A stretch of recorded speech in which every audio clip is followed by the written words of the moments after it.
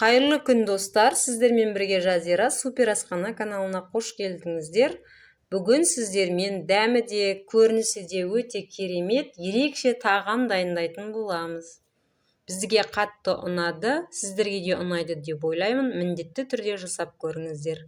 Ең алдымен фарш керек болады. Менде 200 грамм фарш, 1 шай қасық тұз, және панировочный сухарики, жарты кесе май және 1 жұмыртқа фаршқа арналған дәмдеуішті қостым.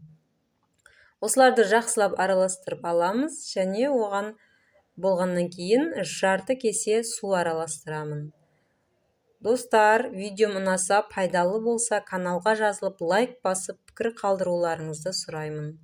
Мінекей жақсылап араластырып алдық. Енді осы фарштан уысымызға толтырып алып, шариктер жасап шығарамыз. Менде 5 шарик пайда болды. Сіз көбірек жасасаңыз да болады. Бұл тағамды кеселерге салып пісіретін боламыз. Кез келген кесе болады. Кеселердің ішін ет жабыспау үшін сары маймен майлап аламыз жақсылап. Және жаңағы шариктерімізді осы кеселердің ішіне жайып шығатын боламыз. Кеселерді, шариктерімізді жайып шыққаннан кейін оларға үккіштен өткізілген ірімшігімізді салып шығамыз.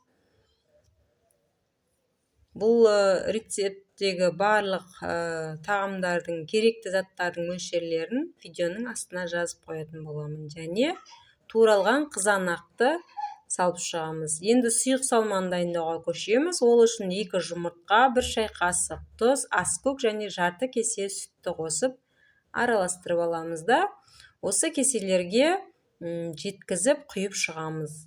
Және бұл тағамды қызып тұрған пеште 40 минутта пісіріп аламыз. Тағамның дәмі де, көрінісі де өте ерекше, керемет. Таңғы түске асқа және қонақтарға дайындауға болады.